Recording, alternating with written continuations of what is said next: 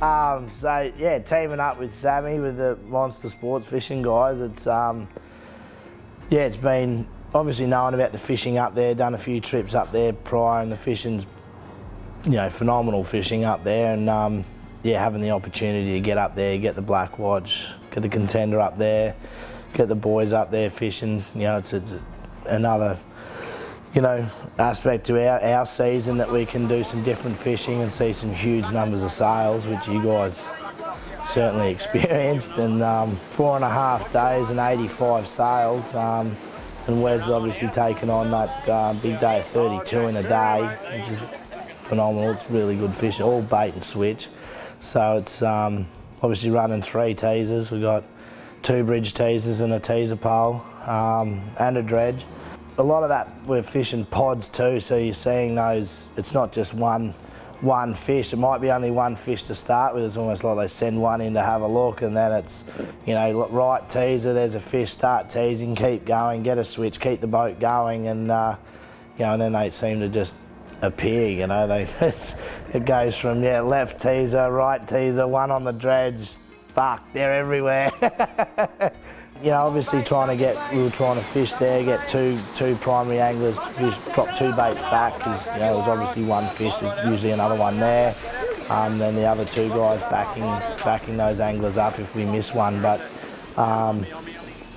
3 seconds is generally about what you're sort of giving them in a free spool, drop back, close up, wind in. But once they start getting a little bit picky too, you're trying to watch them and you start missing a few, and it's give them a bit longer, or but it's one of those things out there with the amount of numbers that are there. You can get pretty good at catching them, start honing the skills and getting on how their first couple of days, seeing what that bite's doing and around those tides, and you can sort of real hone in on it as well. So most of those we were fishing 30 pound and 20 pound there, but just running 4,500 size, or I think they were 5,500 size reels for that 20 pound small, like they're a 7-foot switch bait rod.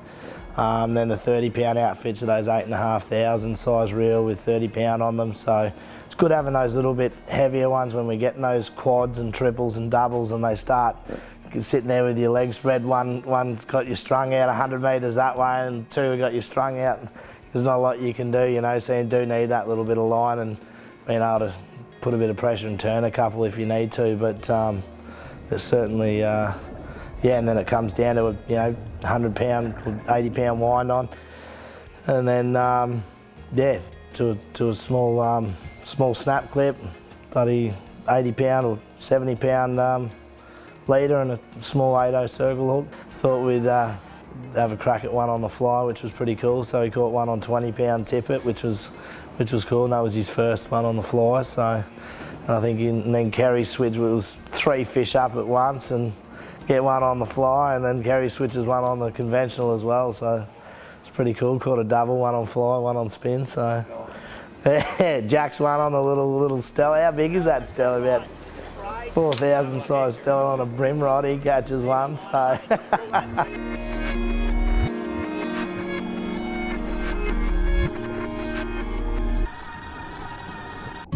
Seeing those numbers, and getting good at catching sailfish, bait and switch, is stepping stones to getting good at catching black marlin, striped marlin, blue marlin, the whole thing. So it's but yeah, those sailfish, it's just they're like dogs, when they come up, they're good to, you can just keep teasing them. It's all about the bite off the top. It's they come all the way there, they're right at the back of the boat. They're eating it, eating it with the wind on the reel, so it's anything that's visual and eats off the top's pretty good.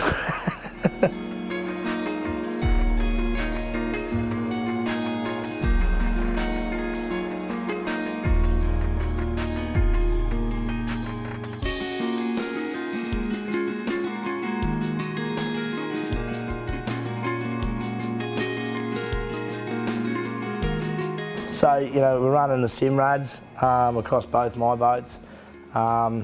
The Black Watch, I've got 2 NSS Evo 2s, and then they're right in front. Run one as a GPS, one as a sounder.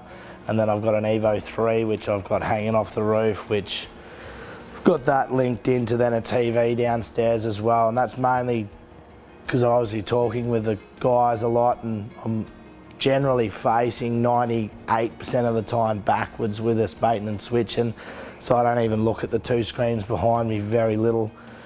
It's so having that screen up to my right, you know, it's always in the corner of my eye. I can see bait or a fish, or if someone's talking to me, you know, they're looking past me, they can see it, and plus the boys on the deck can see. They've got a TV inside and a screen up they can see from the deck as well. So it's just trying to bean onto that. If we can mark a fish through and I can tell the boys or and the crew that are on, that I can say, right, bait ball 40, fish at 30 or 20, get ready, and they've already got a hand on the rod. It's that 2 seconds closer to being more prepared for that fish, you know. It's so yeah, and the Contender we're running, just sound on, is the sounder is a S2009, and then a 12-inch Evo 2 downstairs, and then upstairs I've got a 9-inch up the top. On the Contender I'm running a 2 kilowatt pocket mount on that one, and then the Blackwatch I've got a 3 kilowatt high chirp and low chirp.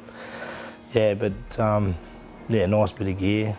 So yeah, the Contender, she's a 25T with we got twin Yami 200s on it. Yeah, it's got the command station. We've got it fully set up for bait and switch. Got the electric reels on the roof. It's got tuna tubes, live bait tank. It's got another tank that can go in the front for when our sailfish roll up in the Gulf. That's all bait ball fishing, so we do a lot of casting off the front with live baits and that to those bait balling fish. So pretty versatile little boat, perfect for all our GT fishing and sports fishing, and shit, it's done some hours blue marlin fishing as well. So I think it's got close. I think the hull's done now nearly 17,000 hours, I think. So from what we've added up, it's four sets of motors, another one here. Being the West Coast, WA, everywhere, you know, it's got its reputation for wind and rough weather, you know, and in summer it can be renowned for a bit of wind. But I've fished that boat, never felt unsafe in it.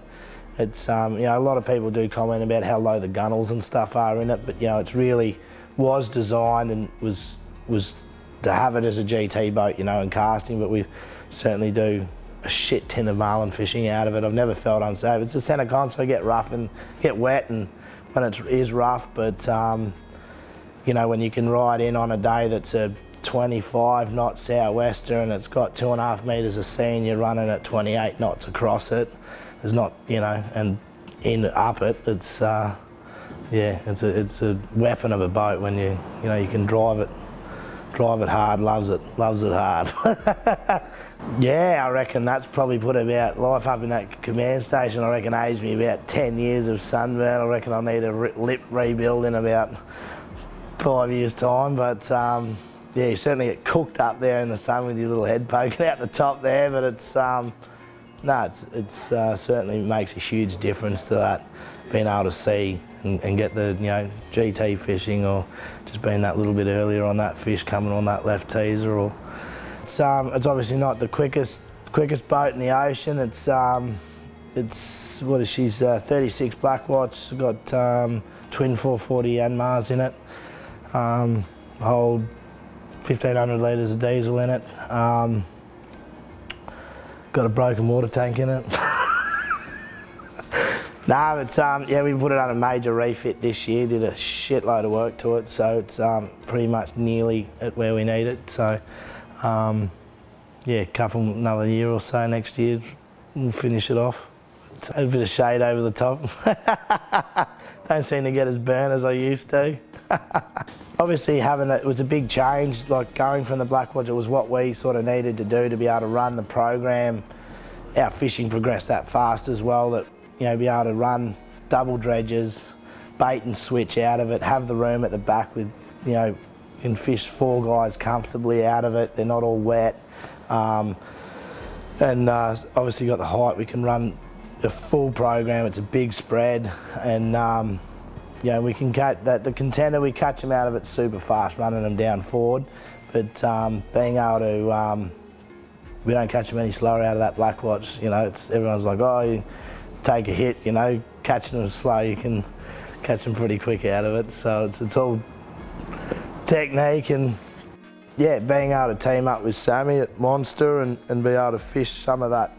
You know, for us, it's a lot of exploring and that up there. So it's new ground. I've fished down here for a lot of years, and having something new that you know, looking at new ground, you're looking at the charts, you're looking, oh, this would be pretty cool to go and fish that. How's that gonna, for us as a team, you know, myself, Wes, Riley, to be able to fish something that's new, it's always exciting, and yeah, you know, it's nothing better than going, that there looks pretty good, let's go and fish it. And sometimes it pulls off and other times it doesn't, but as you guys saw, we had some pretty good sail fishing and some good epic sports fishing. 3 boats up there, mothership, sports fishing weapon, and a game fishing boat there to go and cover 2. You know, you can split up and cover 2 different varieties of fishing, and there's endless, you know, variety up there. That's probably a downfall to it, because you got to pick at what you want to go and do for the day. Plenty of music and drinking beers, and yeah, it was good. Champagne came out there one afternoon, so it's yeah, no, that's what it's all about though, you know. It's smashing the shit out of them and having a good time. I go from blue marlin fishing here, you know, there's a massive season, I can't get enough of it, I want to go every day, and then I finish the season, and then I go to New Zealand for a month and go trout fishing. You know, it's one of those things that just, I love the hunt, rum, gar, fish and fuel, that's all you need. Bacon and eggs in the morning. Yeah, good chef. Yeah, good chef, that's, you know, that's the key.